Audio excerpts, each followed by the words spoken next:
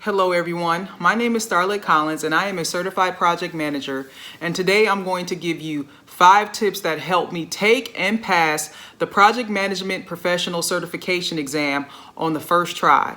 So without further ado, let's get started. What is the PMP exam? The PMP, or Project Management Professional Exam, certifies project managers to become certified professionals in the field of project management. Applicants are required to take a 200-question multiple choice exam within a 4-hour time period.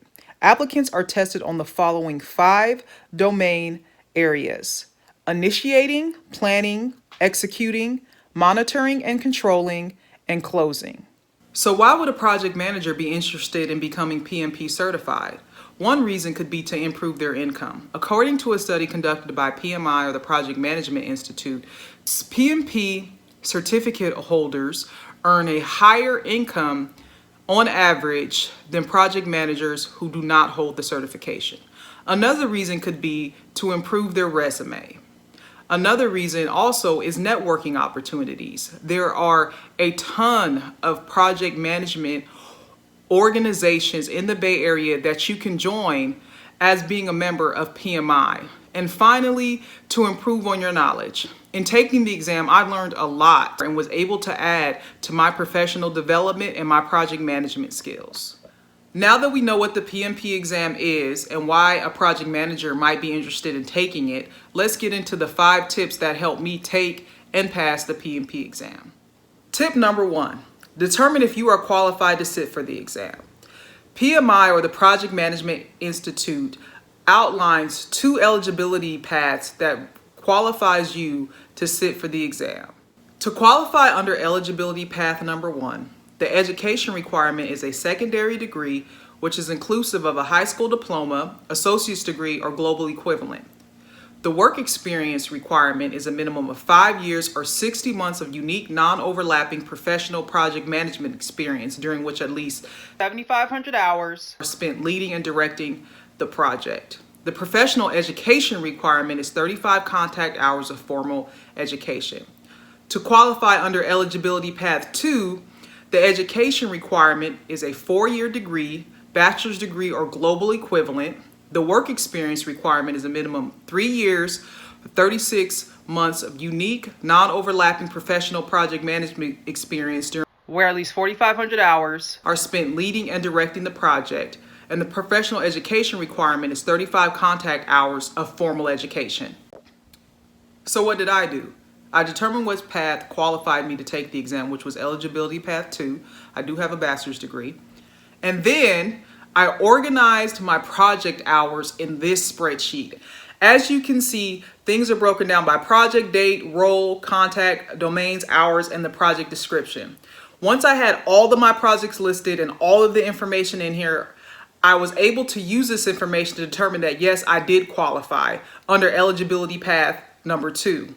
Tip number 2, determine if you can afford it, both time and money.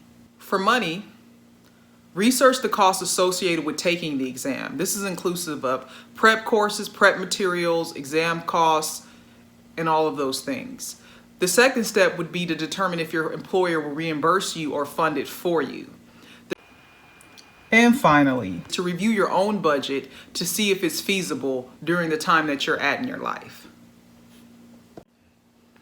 So what did I do? I'm cheap, extra cheap. So I researched the cheapest possible way for me to take this exam. I researched blogs and I watched YouTube videos because I did not want to spend a lot of money on prep course materials. I came across a blog that recommended Udemy, which you see here, and they actually had a prep course that satisfied the 35 contact hours for $19.99. As you can see on this chart, this is all of the exam materials, including the exam itself, which was the costliest. I ended up spending $544 to actually take the exam and $91.72 on exam prep study materials. Winning! The second part to tip number 2 is to determine if you have the time to invest to prepare and study for taking this exam.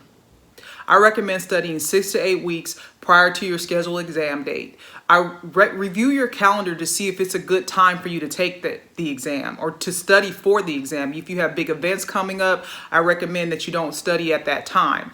Review your daily schedule to see if you can block off times of the day where you can study, even if it's just 30 minutes or 20 minutes or an hour, and ask yourself, are you willing to commit? That's a big one. So what did I do? I procrastinated for 4 months.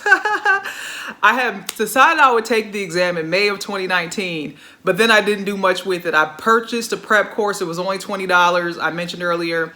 And I did my research. I did all the research and I started getting my project hours together. I did all that work and then I kind of haphazardly studied. Then I got serious middle to the end of September. I'm like, I'm doing this. I studied for 3.5 months. I don't recommend that. I found myself forgetting the stuff I had learned earlier. That's why I recommend 6 to 8 weeks, because I was forgetting earlier material and I had to keep going back over it. So I don't recommend studying that long. I don't think that's necessary, even though it is a lot of material. 3 months was too long for me. I would study 2 hours a day. I used my lunch break to study, and I would study at home in the evenings. And I would also study 3 hours on the weekends, Sunday morning and Saturday morning. Tip number 3, prepare your application in advance. Complete a spreadsheet of all your non-overlapping project hours like I did earlier in tip number 1. Contact your references and ensure all the information is accurate.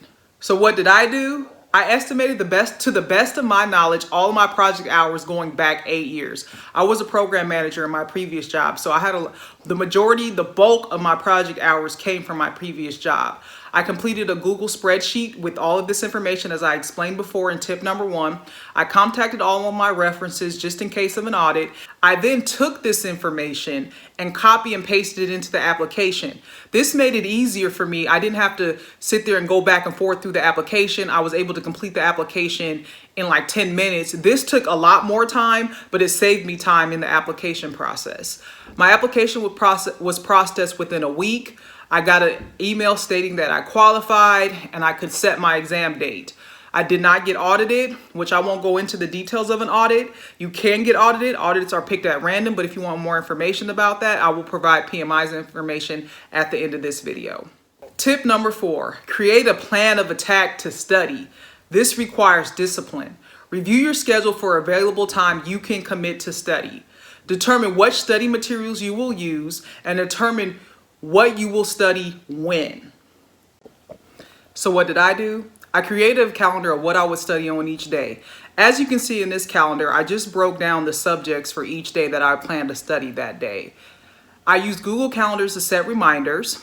I used a timer and I would study in 25-minute increments and take a 5-minute break. This actually made the study time go by faster, and I was able to retain the information better. I was also able to get through the material twice. And these are the test prep materials I used to help me prepare for the exam.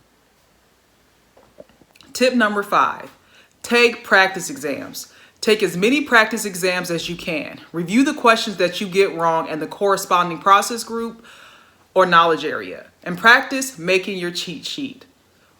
What did I do?